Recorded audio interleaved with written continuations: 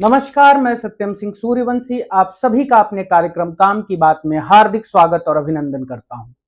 आज का विषय है तेल का खेल। तेल का खेल समझना अत्यंत आवश्यक है, क्योंकि आज तेल ऊर्जा का वह माध्यम है जो संपूर्ण व्यापार तंत्र को नियंत्रित करता है, और जो व्यापार को नियंत्रित करता है वो संपूर्ण विश्व को नियंत्रित कर सकता है। इसीलिए आज ऊर्जा सबसे महत्वपूर्ण विषय है। आज ऊर्जा के क्षेत्र में सभी देश एक दूसरे से आगे निकलने के लिए लड़ रहे हैं।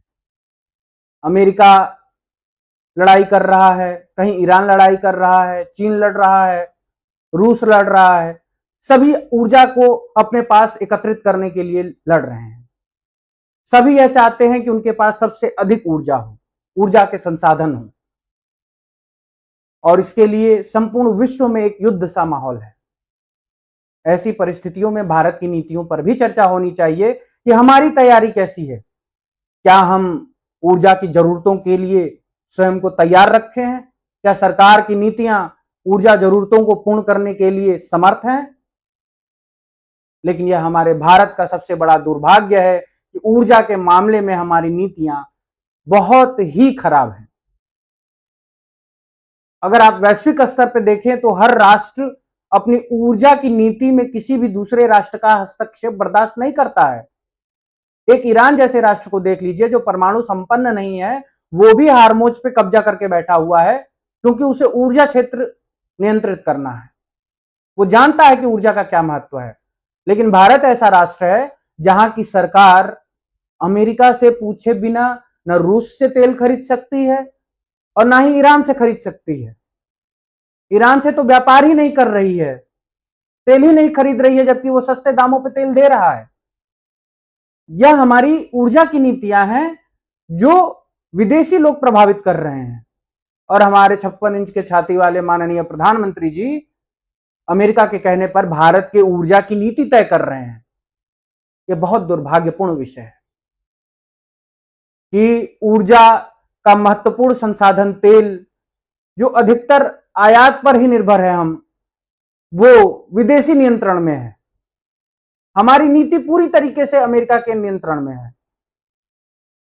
अगर आयात नीति अमेरिका के नियंत्रण में है तो यह समझिए कि भारत ही अमेरिका के नियंत्रण में है, क्योंकि जो ऊर्जा पर नियंत्रण कर लिया वो राष्ट्र पर नियंत्रण कर लिया है। आप इस बात पे गौर करिए कि भारत ने सिर्फ अपने आयात का बहुत बड़ा नियंत्रण अमेरिका को ही नहीं दे दिया है, इसके साथ ही भारत ने अपने यहां भी बाहर के विदेश के लोगों को भारत में नियंत्रण दे रहे हैं, जिसे मास्टर स्ट्रोक मीडिया हाउसेस चला रही है। अभी दुबई में एक डील हुआ है, उसके मुताबिक कि दुबई आएगा भारत में, गुजरात में, और वहां पर एक बहुत बड़ा तेल का रिजर्व बनाएगा, जो भारत अपनी विपरीत परिस्थितियों में इस्तेमाल कर सकता है।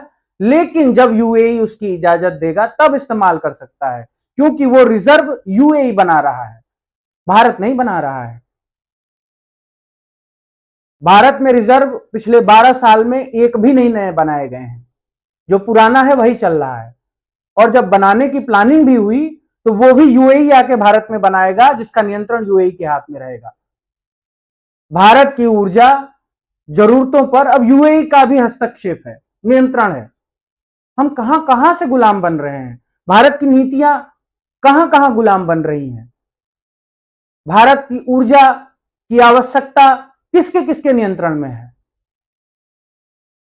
इसके अलावा अगर आप रिफाइनरी कंपनियों की बात करिए तो अंबानी जी की रिफाइनरी कंपनी है, और बहुत सारी रिफाइनरी कंपनी जो गुजरात में है, महाराष्ट्र में है, वो सभी कुछ वर्ष पूर्व रूस यूक्रेन युद्ध के समय सस्ते दामों पर कच्चे तेल का आयात की हैं, और युद्ध के समय में बड़े बड़े दामों पर निर्यात करके खूब मुनाफा कमाई है।